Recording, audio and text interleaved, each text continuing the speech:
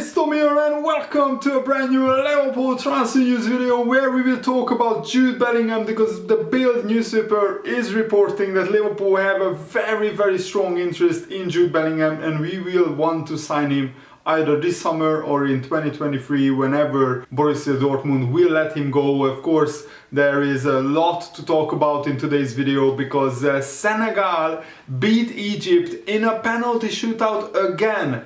Just a month or so since the AFCON final, when Senegal beat Egypt on a penalty shootout to win their first AFCON trophy, and now the two-legged qualifiers ended in 1-0 wins for the home side. Interestingly, both teams scored in the 4th minute, and then it went to extra time and then penalties. And I have to say, the laser show, it was like Mo Salah was in a rave disco show or something like that. The lasers from this crowd were an absolute disgrace. The FIFA officials, the African Football Federation should not have let the penalty shootout begin until the lasers were put away by the fans. They should have emptied the half of the stadium if it was necessary, because how can you score a penalty when there are like 100 laser beams in your face? I mean, at one point Salah's face wasn't visible, it was just a whole green lasers in his face. Absolutely scandalous what happened. And of course, no surprise that Egypt missed 3 of their first 4 penalties. Salah missed his penalty, very uncharacteristic. Salah almost never misses a penalty, but he blazed it over the bar. And Mane scored the winning penalty. I'm happy for Mane, I'm happy for Senegal, don't get me wrong.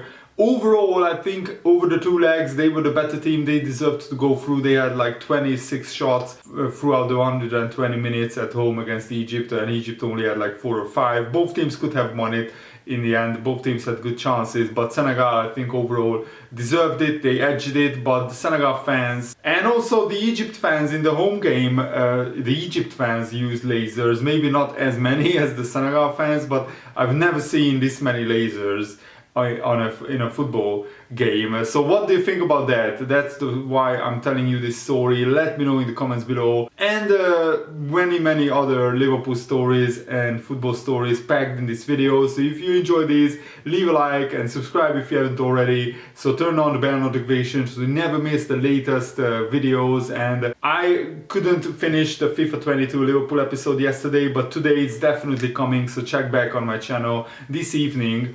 And the report in the Bild newspaper states that Liverpool would like to sign the 18-year-old Jude Bellingham, who is having an absolutely marvelous season. He has 6 goals and 13 assists in just 37 games in all competitions. So in total he has 19 goal contributions in 37 games, which for an 18-year-old I think it's a terrific return. Dortmund already crashed out of the Europa League to Rangers, which was a big shock, but Bellingham had 2 goals and 2 assists in just 2 games in the Europa League.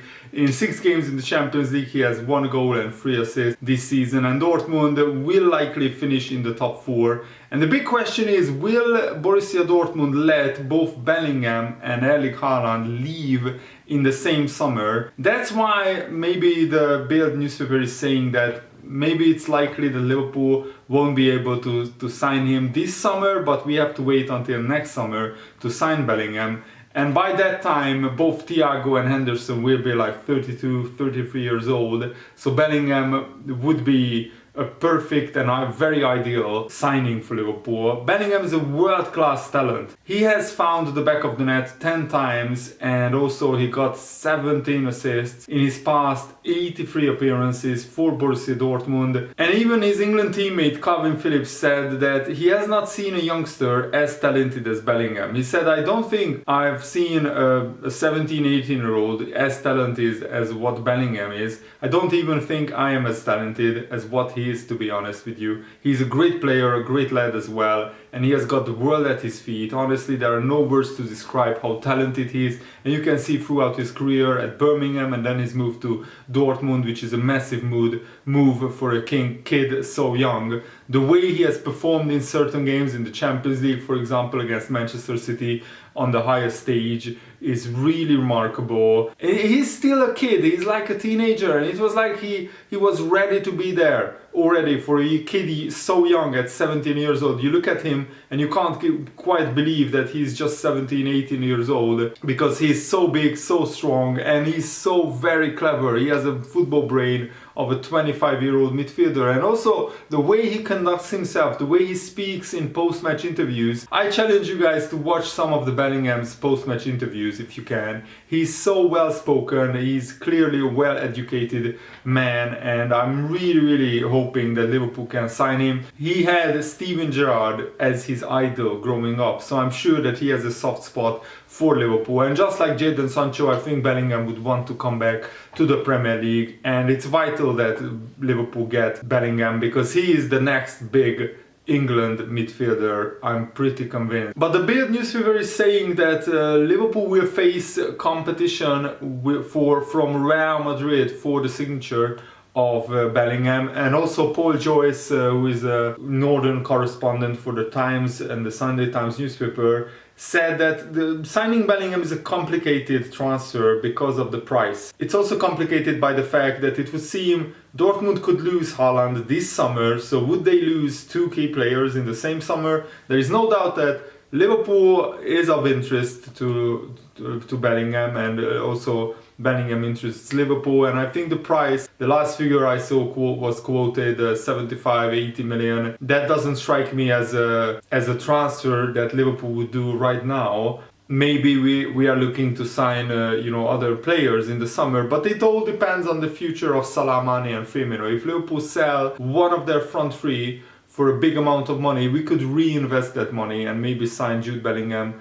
And I think he's worth that amount, because Bellingham literally could play 10 years for Liverpool and then we could still resell him at the peak of his career. That's how young he is. It absolutely blows my mind that Liverpool could still play Bellingham for 10 years and then resell him as a 28-year-old at the peak of his career. Of course, that's not a likely scenario, that if Bellingham is doing well and he falls in love with Liverpool, he could actually play for Liverpool for even more than 10 years. And Paul Joyce doesn't see it happening that Dortmund would lose two big players, two key players, in the same summer. And Henry Winter, who is, in my opinion, one of the most well-respected journalists, one of the best journalists in the UK nowadays, he said, the question now is not whether Jude Bellingham goes to the World Cup, but whether he starts for England. He has remarkable maturity, composure and decision-making for an 18-year-old. As Southgate says, Bellingham has a hunger to improve even more,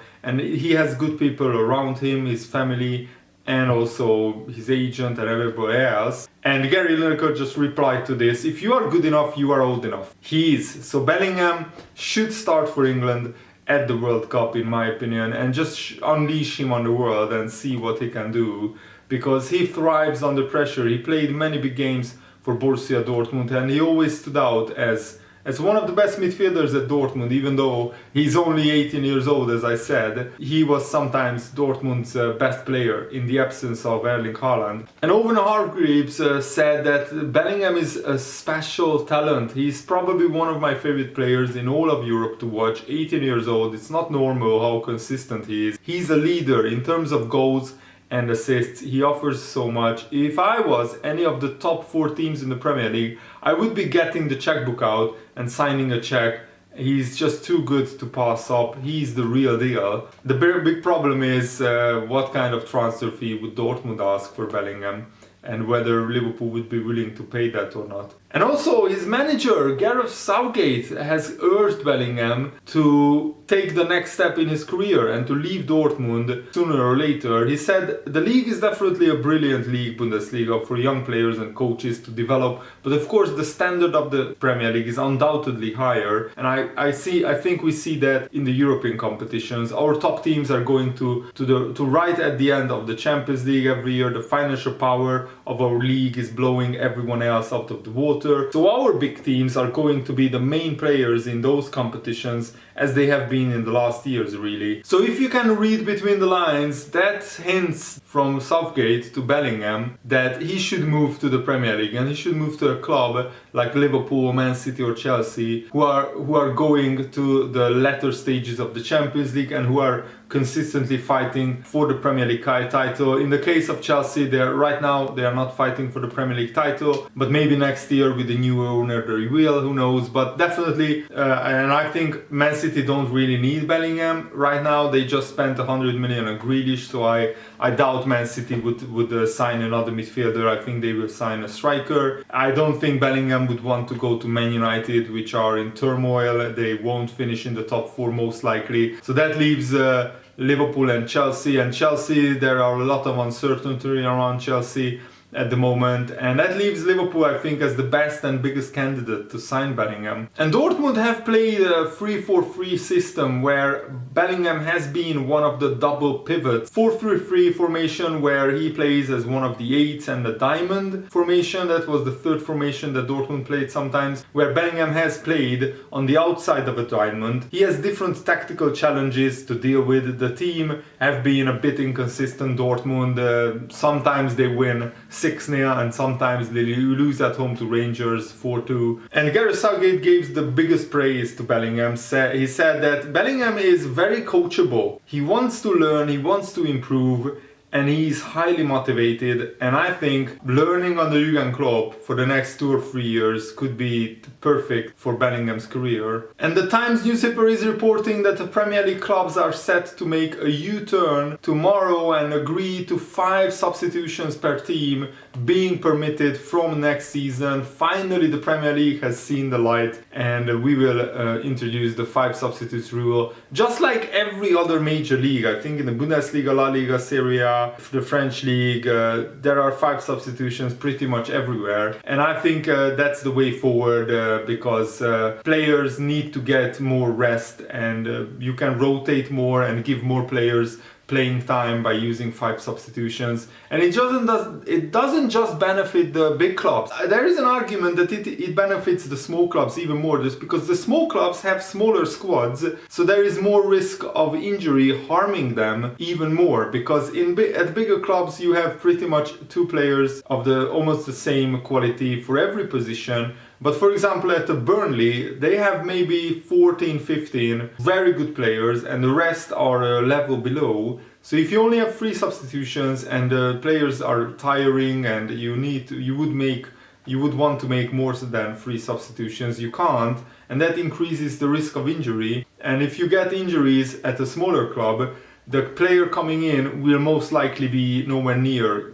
as good as the player that is injured. So the issue of introducing 5 substitutions from next season will be voted on again by all Premier League clubs in a stakeholders meeting in London after several attempts over the past 2 years to increase the number of replacements were defeated. The bigger clubs were in favor. There was strong opposition from the smaller and mid-table clubs who believed it would give an advantage to the squads who have greater strength in depth. But the Premier League is the only major league in Europe to restrict the number to 3, but club sources say there is high confidence that there is now enough support for it to be increased to 5, with a total of 9 players allowed on the bench. And so that basically gives more playing time for everybody else. And I think from a Liverpool point of view, that's a good thing as well. And according to news coming from AC Milan, Divock Origi's potential switch to AC Milan is reportedly all but confirmed, with AC Milan being in the process of working on a complete deal for the Belgian international, who played as a substitute when Belgium beat Burkina Faso 3-0 yesterday in a friendly. And even though Origi is only a bit-part player, he's still a prolific goal scorer. He has 8 goal contributions in just 14 games, which means every 66 minutes Origi gets either a goal or an assist, which is absolutely fantastic. And Divock Origi has been a fantastic super sub for Liverpool, and I think he will do very, very well in the Serie A, which is a little bit of a slower and weaker league, so Origi could flourish there as a regular starter for AC Milan. And you know, there is a ranking of European clubs in terms of their performances in the European competitions for the previous 5 years. When Jurgen Klopp took over, Liverpool were ranked 37th, so we weren't even in the top 32 clubs in Europe. And you know, 32 clubs make it into the Champions League. And what contrast it is, because right now Liverpool is ranked first in Europe, and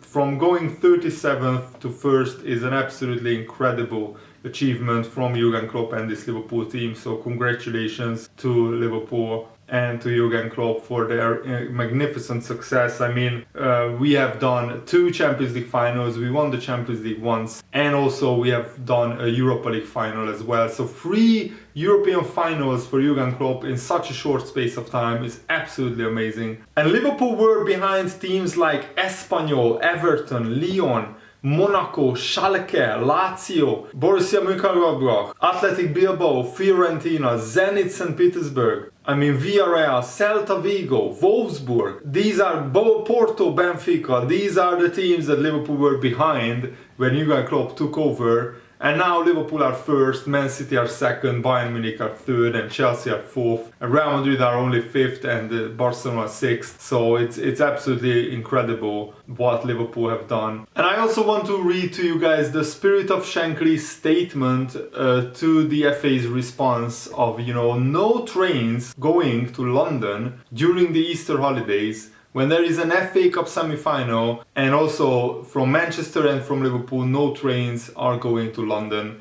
and back. And that was their response. The FA's response was to charter 103 coaches, expecting a minimum of 66,000 fans to travel to Wembley. Makes little sense to begin with from the northeast, but without the availability of train travel, it's plain ridiculous. The FA were told about these engineering works 2 years ago that there will be no trains during Easter holidays, and they could and they should have had contingency plans in place. Adding more coaches to the already overcrowded Easter weekend roads is against their own policies, and it still puts pressure on the fans, because it's the only way to get there. Of course, some of those traveling may want to use the free transport. There is no information right now how to book those coaches, departure times and places. What about the thousands and thousands who don't get on one of these coaches and who will still need to make their way